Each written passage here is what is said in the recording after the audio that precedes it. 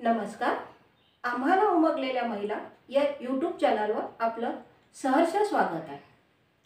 एक स्त्री ती हरहुन्नरी असूच शकते, सर्व गुण संपन्न ती कुठल्याही क्षेत्रात असू शकते.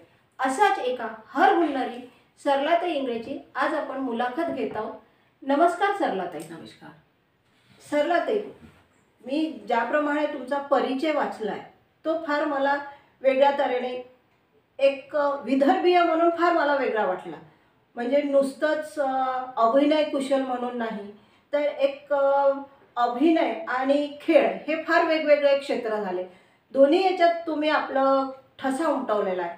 तर माझी अशी इच्छा आहे की तुम्ही तुमच्या सुरुवातीपासून, म्हणजे तुमचं मूळ जे लग्नाआधी वर्धा आहे, तर तिथून थोडीशी आपली सुरुवात करून आम्हाला उलगडावं. नमस्कार.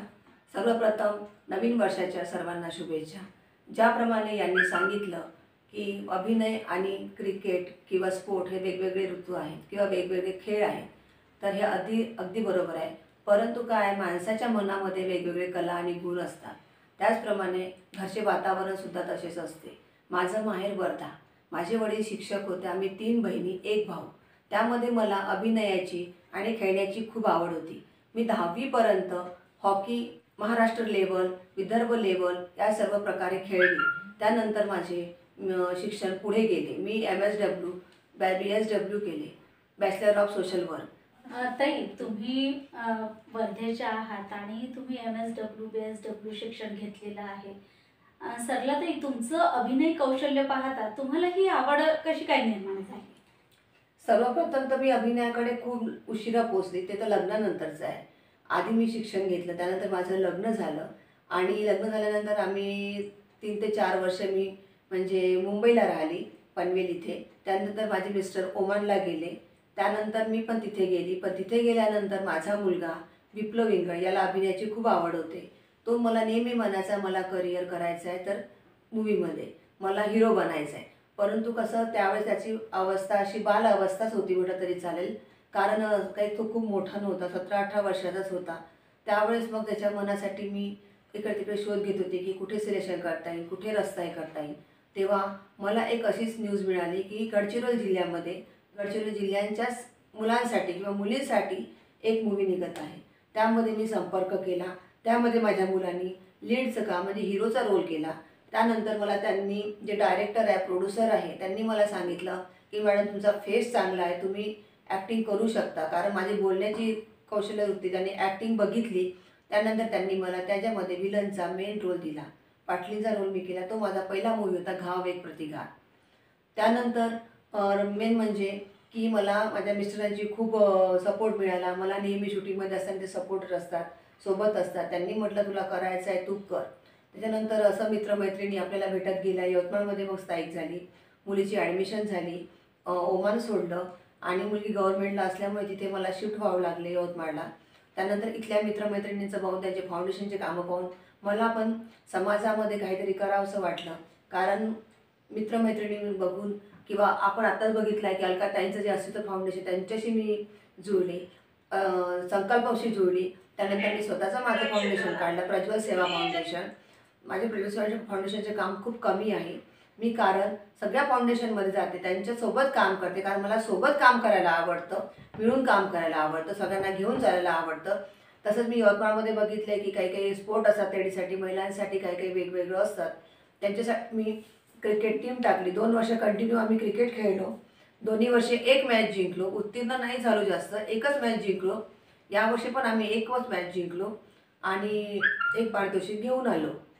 क्रिकेटर मध्ये तुमची रुची आहे, अभिनयात सुद्धा तुमची रुची आहे, परंतु हे सगळे बाळकडू जे आहेत, तर ते तुम्हाला सुरुवातीपासूनच तुमच्या शालेय जीवनात आत्मसात तुम्ही केलेले आहेत का?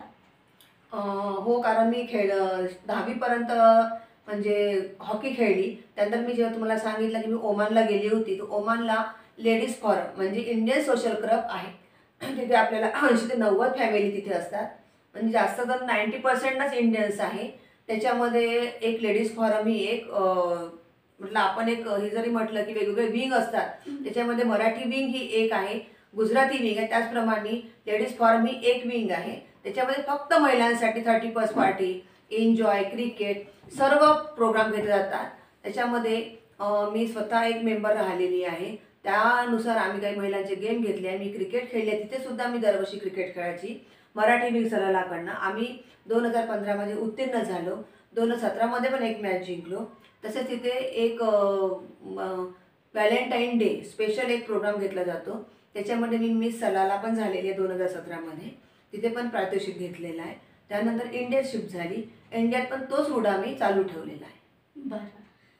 ताई, इंडियन कल्चर आणि तुम्ही विदेशामध्ये ओमानला गेलात तर तिथलं कल्चर यामध्ये काय फरक जाणवतो?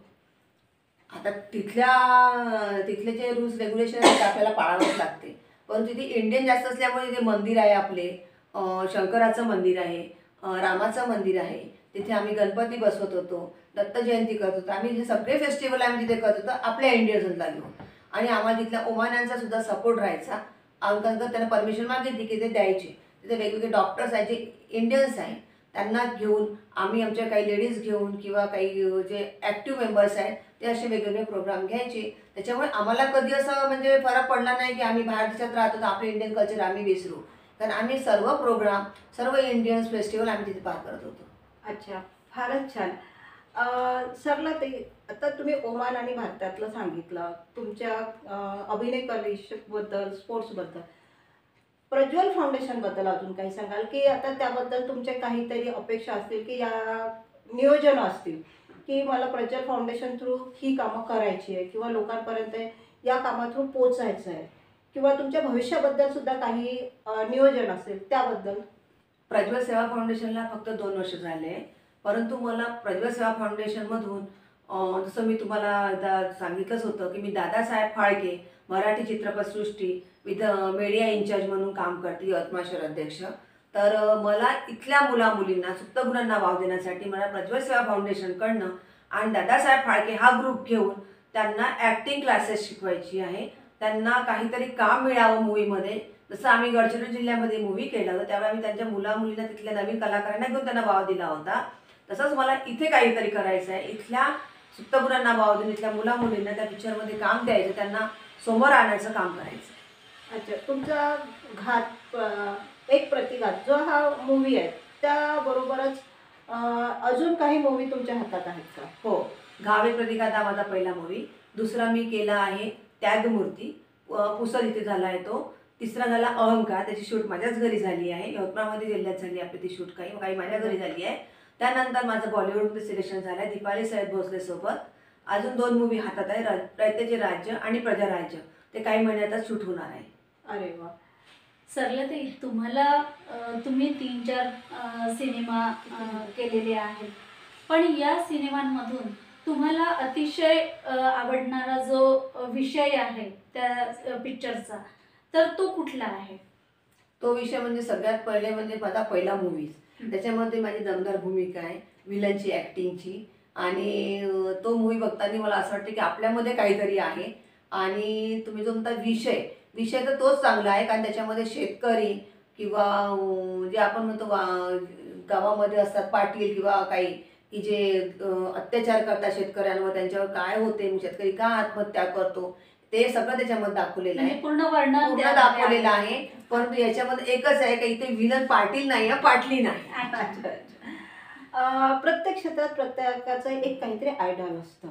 म्हटलं क्रिकेट म्हटलं की मुलांचं सचिन तेंडुलकर झालं, अभिनय म्हटलं की प्रत्येकाचं एक वेगवेगळं आयडॉल असतं. तसं तुमचं कोण आयडॉल आहे अभिनयाकरता? अभिनयाकडे आयडॉल म्हणजे माझे हिरो हिरोईन नाही, माझे मिस्टरच आहे. तर मला याच्यातून प्रेरणा माझ्या मिस्टरांकडनंच मिळाली आहे आणि त्यांना पण आवड आहे याच्यामध्ये ऍक्टिंग. अच्छा, ठीक आहे. या व्यतिरिक्त म्हणजे अभिनय आता तुमचं ठरलेलं आहे की या करिअर तुम्हाला करायचं आहे, तर कधी मराठी सिरियलमध्ये यावं, त्यात पण आपलं असावं असं नाही वाटलं? नाही, वाटतं, अगदी वाटतं. हातामध्ये येतं पण जायला जमत नाही, कारण आपला संसार आणि मुलं पहिले, नंतर आपली आवड वेगळी. सिरियल म्हटलं की तिथं कंटिन्यू मुंबईत राहावं लागतं, 1-2 महिने शूटिंगला जावं लागतं. तसं जमत नाही. मूवीचं कसं 20-25 दिवस शूटिंग केलं की मोकळं असते. अच्छा. त्याच्यामुळे मराठी आवडतं सिरियल करावं किंवा वेब सिरीज करावं, पण तसं ॲडजस्ट होत नाही आहे. त्याच्यामुळे थोडंसं मागे राहते. ओके. काही म्हणजे महिलांकरता की नाही हे सुद्धा करिअर एक चांगलं आहे, तर त्यांच्याकरता काही संदेश किंवा त्यांना काही? जर सर आपल्या जर मध्ये गुण असेल, डान्सिंग असो, ॲक्टिंग असो किंवा मूवीमध्ये काम करायला बऱ्याच जणांना काय होतं, डान्स येतो, ॲक्टिंग येते, पण ते त्याच्यापर्यंत पोहोचत नाही. म्हणजे ते म्हणतात की बा फिल्म सिटी खराब आहे, हां. तिथे म्हणजे आपल्याला उपयोग केला जातो. असं काहीच नाही, आपल्यावर आहे आपण कशा रीतीने पोहोचू. आता आम्ही इथेच राहून पोहोचलो. मी ओमानमध्ये राहून मी इथे येऊन शूट केलं 20 दिवस. आता इथे राहून मी मुंबईत जाऊन शूट करते, पुसदला जाऊन शूट करते, माझे मिस्टर असतात सोबत. माझं एवढंच महिलांना म्हणणं आहे की नवीन ठिकाणी तुम्ही जाता, नवीन जेव्हा काही घेतात पटकन विश्वास टाकू नका. कोणाला तरी सेफमध्ये जा, स्वतःला घेऊन जा, कोणाला तरी सोबत घेऊन जा, आपल्या म्हणजे जवळचं कोणतरी घेऊन जा, की जेणेकरून दुसऱ्या तिसऱ्याला कोणाला चान्स भेटणार नाही. शहानिशा करा आणि हे करिअर करायला तर खूपच चांगलं आहे, कारण याच्यामध्ये जे ॲक्टिंग करतात ते इझिली याच्यामध्ये जाऊ शकतात पुढे. ताई, ॲक्टिंग आणि स्पोर्ट्स याही व्यतिरिक्त तुम्हाला आणखी काही वेगळ्या रुची आहेत का? मला डान्सची आहे. ॲक्च्युली मी डान्स खूप करायची, स्टेज प्रोग्राम करायची. ॲक्च्युली एक योग बिरादरी संस्था होती लग्नाच्या आधी, तिथे आम्ही परफॉर्मन्स करायचो. म्हणजे त्या आम्ही डान्सचा म्हणजे आमचा काय उपयोग होता की आम्ही गावोगावी जाऊन म्हणजे तिथले लोकांना की म्हणजे आपल्याला काही सांगायचं आहे, स्वच्छता अभियान असो किंवा एखादा बालविवाह असो, या प्रकारे जर काही समजायचं असेल तर आम्ही त्या पथनाट्यानुसार आम्ही त्यांना समजावून सांगायचो. अच्छा, म्हणजे सामाजिक प्रबोधन हां. सुद्धा तुम्ही यामधून करता? हां, त्याने मला डान्सची खूप आवड आहे. मी वेगवेगळे डान्स सुद्धा करते, कोरिओग्राफ पण करते.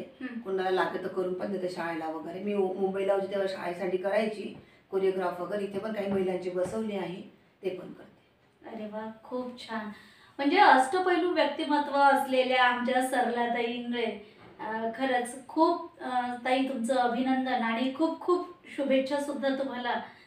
तुमचे जे भावी सिनेमा किंवा तुमचे जे काही मनातल्या इच्छा असतील तर त्या नक्कीच पूर्ण होत हीच आशा मी या ठिकाणी व्यक्त करते.